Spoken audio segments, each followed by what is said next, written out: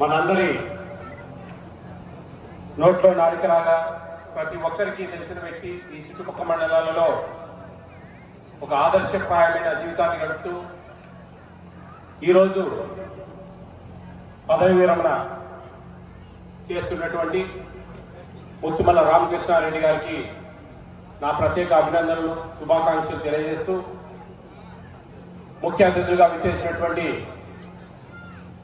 మన ప్రియతమ నాయకులు ఎమ్మెల్సీ గోవిందరెడ్డి గారికి అలాగే వేదికను అలంకరించిన పెద్దలకు ఆఫ్ ద డాష్ ఆయన అభిమానులకు బంధుమిత్రులకు పేరు పేరున శుభాకాంక్షలు అభినందనలు తెలియజేస్తూ ఈరోజు మీ అందరూ ఎంతో ఇష్టంగా మన రామకృష్ణారెడ్డి సార్ ఆయన పదవి విరమణ కార్యక్రమంలో పాల్గొని జయప్రదం చేయడానికి మంచి మనసుతో ఇచ్చేసినందుకు అందరికీ పేరు పేరున ధన్యవాదాలు తెలియజేస్తూ రామకృష్ణారెడ్డి గారు ఎక్కడ ఏ స్కూల్లో పనిచేసినా ఆ స్కూల్ను తనదైన శైలిలో అభివృద్ధి బాటలో నడిపిస్తాడు. ఏదో విధంగా ఎంపీ గ్రాంట్లను ఎమ్మెల్యే గ్రాంటు లేకుంటే ఎంపీపీనో లేకుంటే జెడ్పీటీసో సర్వశిక్ష అభియానం ఎక్కడో దగ్గర తిరిగి చివరికి గ్రామస్తులను అక్కడక్కడ కొద్దిగా ఫండింగ్ రైజ్ చేస్తూ తన సొంత డబ్బులు కూడా పెట్టుకుంటూ ఆ స్కూల్ అభివృద్ధికి ఆ వాతావరణాన్ని ఒక ప్రత్యేకంగా తీర్చిదిద్దే దాంట్లో ఒక దిట్ట. ఎప్పుడు ఎక్కడ ఈ రూట్లో పోయినా ఎక్కడ మన కలుసుపాడులో అయినా ఏ స్కూల్ అయినా సరే ఒక ఆయన మార్క్ అనేది కనపడుతుంది. అక్కడ దాదాపు 15-16 సంవత్సరాలు ఈ స్కూల్లో పనిచేసి ఇక్కడ రిటైర్ అవుతున్నందుకు ఆయన చాలా గొప్పగా బాధపడుతూ ఉంటాడు నాకు తెలిసిన కాడికి. ఎందుకంటే చూడండి మంచి వాతావరణం, చెట్లు ఇట్లు ఇట్లా. ఇది ఉపాధ్యాయ వృత్తి అనేది ఒక కత్తి మీద సాము లాంటిది. బాహ్య ప్రపంచానికి మటుకు ఉపాధ్యాయులకు ఏం పని ఉంది, తక్కువ పని, ఎక్కువ రోజులు సెలవులు అని చాలా ఇదిగా మాట్లాడుతూ ఉంటారు కొంతమంది. కానీ వాస్తవంగా అన్ని పనులు వేరు, ఉపాధ్యాయ వృత్తి వేరు. ఒక రెవెన్యూ ఆఫీస్లోనో లేకపోతే వేరే డిపార్ట్మెంట్లోనో ఏదో ఫైలింగ్ వర్క్, జాబ్ వర్క్ ఉంటుంది. కాదు, ఇది అలాంటిది కాదు. ఒక విద్యార్థికి వాళ్ళకు చదువు చెప్పాలా, వాళ్ళని మోటివేట్ చేయాలి. ఇప్పుడు గోవిందరెడ్డి సార్ చెప్పినట్టు నేను ఎక్కడెక్కడో ఐఐటి చేశాను, కానీ నాకు నా గ్రామంలో చదువు చెప్పిన ఉపాధ్యాయులు అంటే నాకు ప్రియం అని చెప్పి గొప్పగా వర్ణించారు. ఇది బేస్.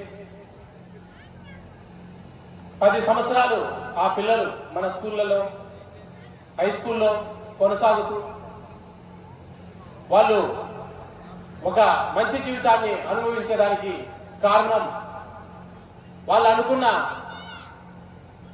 గోల్స్ రీచ్ కావడానికి ముఖ్య కారణం ఉపాధ్యాయుడు. ఈ మధ్య మా ఫ్రెండ్కి ఒకరికి గొంతులో ఒక చిన్న గుల్లలేసింది. లేదు దాదాపు ఆ ఊళ్ళు ఒక నెల రోజులు మాట్లాడకూడదు, తర్వాత ఏదో ఆపరేషన్ చేస్తామని చెప్పారు. నేను వెళ్ళాను వాళ్ళ ఇంటికి. వాడు ఇట్లా బుక్ మీద రాసిస్తే చదువుకోవాలన్నమాట. మనకు అర్థం కాబట్టి వాళ్ళ భార్య కొంచెం కన్వర్జేషన్ చేస్తుంది. ఎందుకు వస్తుంది ఇది, ఎవరికి వస్తుంది, ఎందుకు వచ్చిందిరా నీకు అంటే బుక్లో రాశాడు. ముగ్గురికి వస్తుందంట ఆ వ్యాధి. మొదటగా సింగర్స్, పూజారులు, టీచర్స్. అంటే చూడండి, దాదాపు 40 మంది స్టూడెంట్స్ ఉంటారు. వాళ్ళను కమాండ్ చేయాలి వాళ్ళ వాయిస్తో. ఇప్పుడు నేను ఎలా మాట్లాడుతా ఉన్నా అందరూ అలర్ట్ గా వినాలా అనేది ఒక ఆ వాయిస్, ఆ బేస్ అనేది చాలా ఇంపార్టెంట్ ఉపాధ్యాయులు. ఈ చాట్ పిస్టోడ్, బీపీలు, షుగర్లు ఇవన్నీ కూడా ఉపాధ్యాయులకే ఉంటాయి. టెన్షన్స్ ఎక్కువ. ఎందుకంటే వాళ్ళు ఆ పిల్లలు ఆ విధంగా ఇబ్బంది పెడతా ఉంటారు. వాళ్ళను ఎట్లా ఒకట్లా వాళ్ళకి మంచి చదువు చెప్పాలా అనే ఒక తృష్ణ ఉపాధ్యాయులకు ఉంటుంది. అది ఆషామాషి కాదు, అదే వాళ్ళ గొప్పతనం. ఈ రోజు తల్లిదండ్రులు కూడా మనము 2 చేతులు ఎత్తి నమస్కారం చేయండి. దేవుని తర్వాత నమస్కరించేది ఒక ఉపాధ్యాయులకి. అంత గొప్ప మహోన్నత వ్యక్తులు ఉపాధ్యాయులు. మనం ఎప్పటికీ ఉపాధ్యాయులను మరిస్తే మన కన్న తల్లిదండ్రులు మర్చిపోయినట్లు లెక్క. అలాంటి మంచి జీవితం గడిపి 41 సంవత్సరాలు అంటే దాదాపు 19-20 సంవత్సరాల్లో ఆయన ఈ ఉపాధ్యాయ వృత్తిలోకి వచ్చేశారు. అప్పటి నుంచి ఎక్కడ ఏ కార్యక్రమాలు, ఎన్నో అవార్డులు, రివార్డులు, ఎంతో ఇవన్నీ చూస్తా ఉంటే ఆశ్చర్యం వేస్తుంది. ఇవన్నీ ఎంత ఒక అచీవ్మెంట్, ఒక గర్వం, ఒక ప్రైడ్. ముఖ్యంగా మా మండలంలో దాదాపు ఎన్నో ఏళ్ళు ఆయన సేవలు అందించారు. కొన్ని వందల వేల మంది పిల్లలు ఆయన చేతుల మీదుగా బయటికి వెళ్ళారు. వాళ్ళందరూ కూడా ఈరోజు మంచి మంచి స్థానాలలో ఉంటారు. ఆయన్ని గుర్తు తెచ్చుకుంటూ ఆయన ఆయురారోగ్యాలతో ఆయన శ్రీమతి విజయలక్ష్మి గారు ఈ శేష జీవితం ఆనందంగా గడపాలని, ఇంకా ఆయన సేవలు వాళ్ళ యూనియన్లో మంచి మంచి సలహాలు ఇస్తూ ఇంకా తోడ్పాటు అందియాలని మనస్ఫూర్తిగా కోరుకుంటూ ఈ అవకాశం ఇచ్చిన సభాధ్యక్షులకు అందరికీ పేరు పేరున ధన్యవాదాలు తెలియజేస్తా ఉన్నాను. మరి ఒకసారి రామకృష్ణారెడ్డికి నా మనస్ఫూర్తిగా అభినందనలు తెలియజేస్తూ థ్యాంక్ యూ అన్నాడు. ధన్యవాదాలు సార్. మీరు ఎన్నో పాఠశాలలు చూశారు, రాష్ట్రంలో నలుమూలలు తిరుగుతూ వందలాది పాఠశాలలు చూశారు.